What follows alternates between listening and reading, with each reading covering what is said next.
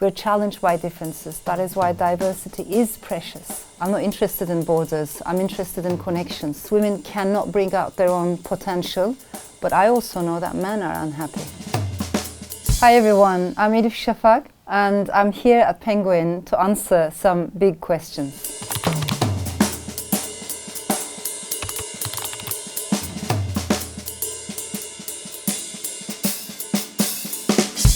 This is a very difficult question. I cannot find ways to justify violence. I always try to find another way, an alternative to violence. But however, before I go any further, I think I need to describe what I mean by violence. It's not only sheer muscular, physical, force that I'm talking about. Of course, that is violence. But I'm also very critical, in addition to these, I'm also very critical of other forms of violence, which can be a bit more subtle. If we want to understand how patriarchy perpetuates itself, how it's internalized, we need to understand that violence can also have very abstract forms, can operate in more subtle ways. Also verbal violence. People do not understand that, saying all kinds of names to women walking on the streets, it is a form of verbal violence. It's not anything light. And when I look at world history, I think the darkest chapters in human history, including the Holocaust, it did not start with concentration camps, it did not start with gas chambers, or it did not even start with people putting marks on other people's houses' doors just because they think they're different. All of that came later, much later. I think it started with words. It all started with words. So how we talk about people who we think are different than us is incredibly important. There are very different forms of violence that are being inflicted upon human beings today, and we should be aware of that too. I think it really depends on whom you're asking. In the world of politics, the distinction, the duality between us versus them is so entrenched, is so deeply rooted. If you're asking a writer, a poet, the answer will be completely different.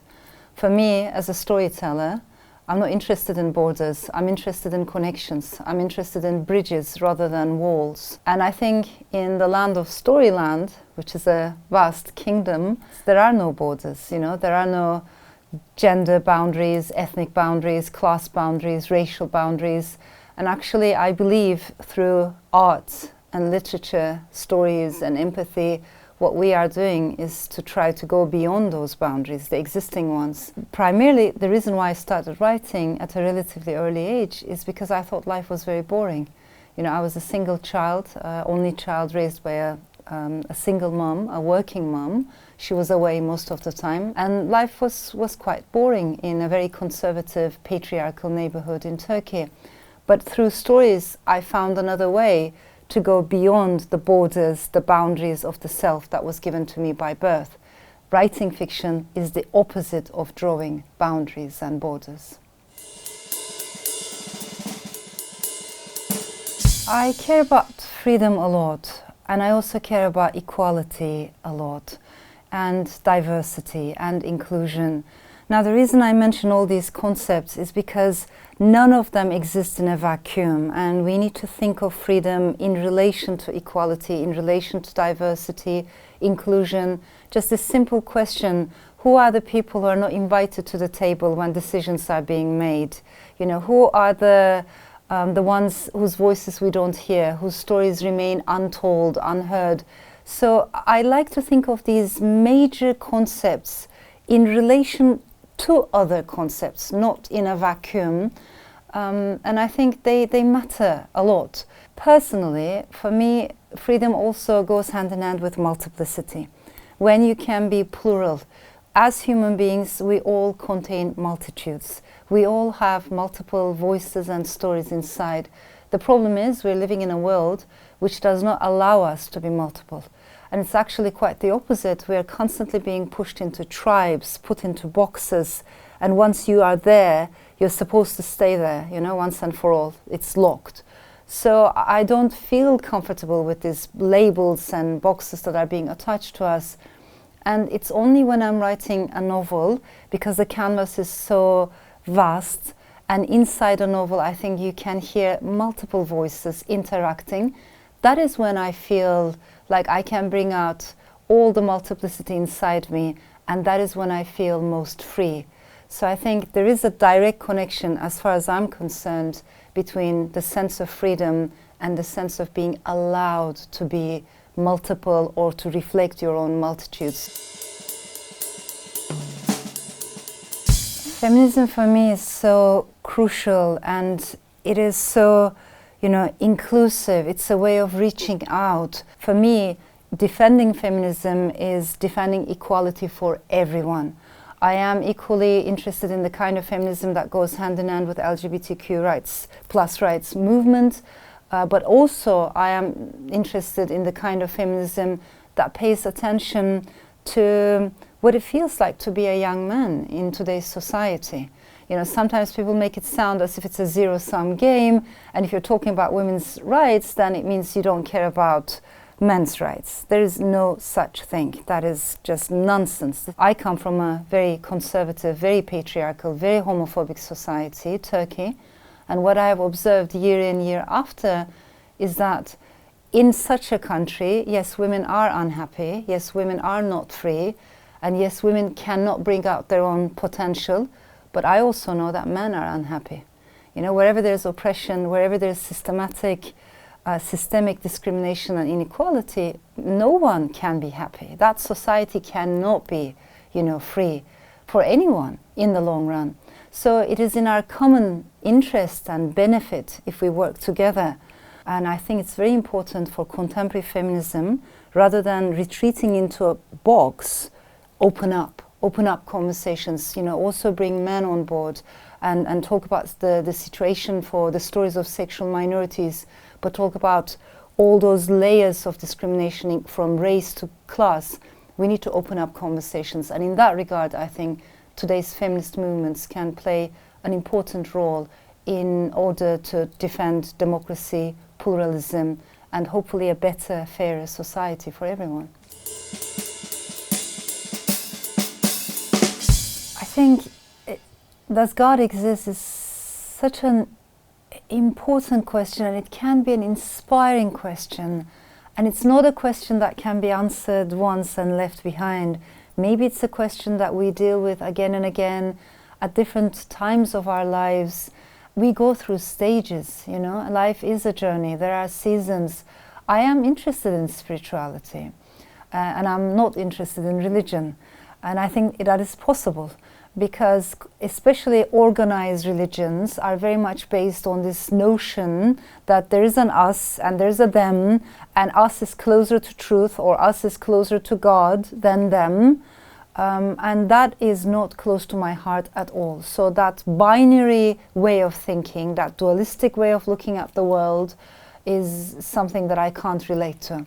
Anyone who's old enough will remember, like late 1990s, early 2000s, it was a big time for optimism across the world. People thought Soviet Union is no more, fascism has lost, liberal democracy is the only viable option, and sooner or later all the countries across the world will be, will embrace democracy, pluralistic democracy. One of the predictions made during the time of optimism was that religion was going to disappear, nationalism was going to disappear, we were all going to become one big happy global village. Fast forward, what we are seeing, unfortunately, is not in that direction at all. Nationalism has gained strength, if anything. Tribalism, isolationism, also religious fundamentalisms of all kinds have gained strength. I do not see religions disappearing anytime soon, just like I do not see tribalism or isolationism disappearing anytime soon, because many people find a sense of meaning and identity through these, worldviews or ideologies. Personally, I am not a religious person. I am not a believer. I have too much doubt to be a believer. But I'm someone who's sincerely interested in faith, just like I'm someone who's interested in doubt.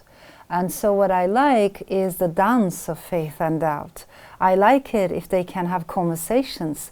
I like it if they can challenge each other. And what we are losing is that kind of freedom, because we're living in an age of clashing certainties. So my criticism of people who are extremely religious is that they want to get rid of doubt. But faith without doubt is a dogma, and dogmas are very dangerous. My criticism of people who are very certain of their atheism is that they want to get rid of faith. But faith is interesting, and there are also secular acts of faith. You know, faith doesn't have to be religious. For instance, when you move to another country without quite knowing whether you'll be happy there or not, it's an act of faith. When you start a novel without knowing where the story will take you, it's an act of faith. When you fall in love and you don't know if that person is the right person for you, but you follow this almost irrational, you know, passion, emotion, it is connected with an act of faith. So I think I always felt closer to mystics who are a little bit of misfits, or agnostics. You know, there's a sense of maybe humility there, a little bit more humble. You say, I really don't know, I'm learning, I'm discovering. I like that kind of open-ended learning rather than clashing certainties. I cannot reduce life to just one single concept, because I think it embodies so many, you know, colors and shades, and that's the beauty of it, that complexity and multiplicity. But there are certain words that I would associate with life, definitely. I would definitely mention love. And love is so important, and yet we don't do justice to it, because we have only one word to describe a feeling or a set of feelings that are so fluid and complex, and they can be, you know, inclusive if we only manage to see it that way. The ancient Greeks had 6 different words for love, and I think they were much wiser than us. But I would definitely mention love and life together. I would also mention knowledge and learning. For me, the aim of love, of life, and love too, is to change yourself. You know, to learn from others. In life, we don't learn much from sameness. If I am surrounded by people who think exactly like me, vote like me, dress like me, speak like me, it means I'm surrounded by the echoes of my own voice. Echoes are repetitive. What am I going to learn from echoes, you know? We learn from differences. We're challenged by differences. That is why diversity is precious. We don't know what happens when we die, and I think that this question is going to fascinate us forever. You know, and this is why philosophy and literature and all kinds of movies, I mean, there's so many ways in which humans have dealt with this question, and maybe we don't need an answer, we just need the question. But I became especially interested in this question in my previous novel, 10 minutes 38 seconds in a strange world, because in that book, right away we know that the main character is dead. And I became very interested in these scientific studies that show that after the moment of death, after the heart has stopped beating, the human brain can remain active for another few minutes, sometimes up to 10 minutes. So as a writer, that's an amazing puzzle, you know. What happens inside the mind of a dead person in that limited amount of time? It is a fascinating question, and I think it will continue to puzzle artists and philosophers and thinkers, and I care about the question. Thanks for watching. You can get my new book, The Island of Missing Trees, in hardback, ebook and audio by clicking the link below. And please don't forget to subscribe to Penguin for more videos like this.